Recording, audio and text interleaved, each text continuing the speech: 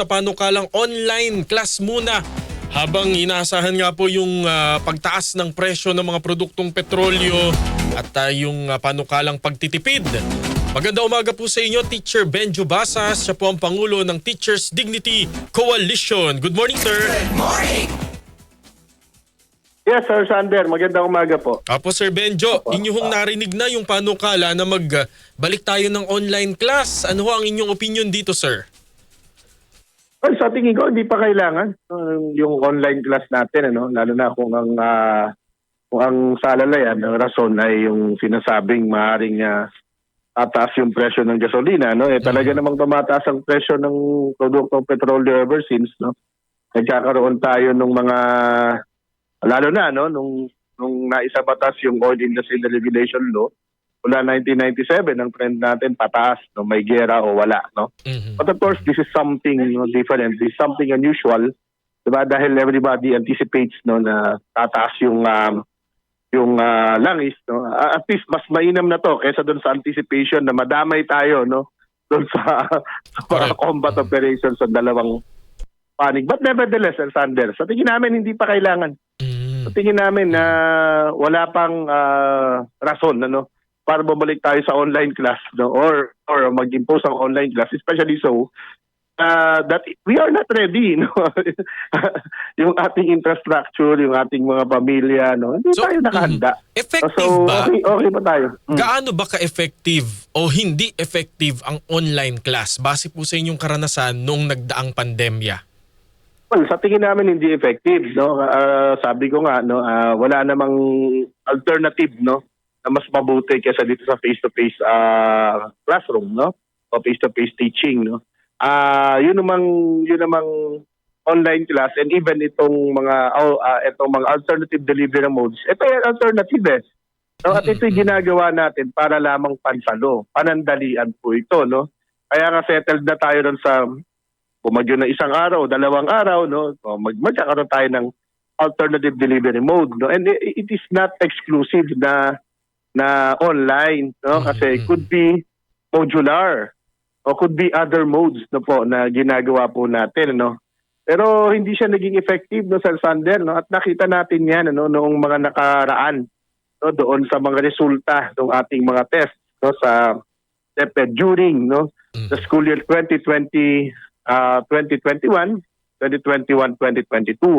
Diba? Kasi nagsimula lang naman tayo ng mag-impose na nung balik sa face-to-face nung school year 2022-2023 na. Full implementation. Sa inyo pong palagay, sir, pag bumalik tayo sa online class, kahit panandalian lang, magiging problema ho ito sa yung pagkatuto ng mga kabataan? Yes, sir, definitely. Nakita po natin yan. Kasi hindi naman talaga ganito yung setup. Hindi naman trained yung ating mga teacher for these alternative modes. At lalo hindi ready yung pamilya, lalo na ating mga mag-aaral dito sa online class po na ito. Dahil syempre, kaakibat niyan yung gadget. May laptop ba sila, may tablet ba sila, or even cellphone.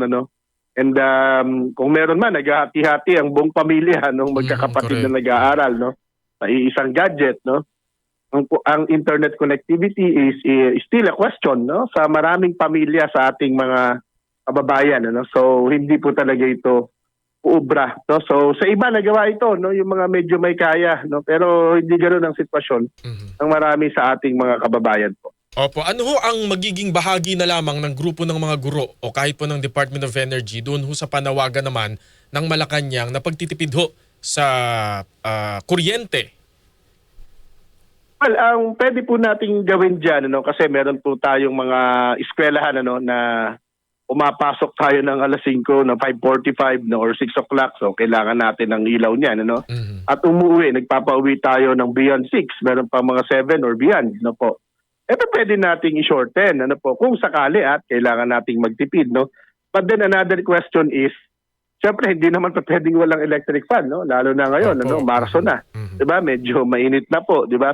Siguro ang lasting solution din, kasi may problema yung ating bansa doon sa dependency natin sa mga fuel, sa mga produktong petrolyo na galing sa fossil. So baka kailangan nating magkaroon tayo, no, ng alternative din na source ng energy, yung renewable energy. Ang dami na pwede nating i-harness.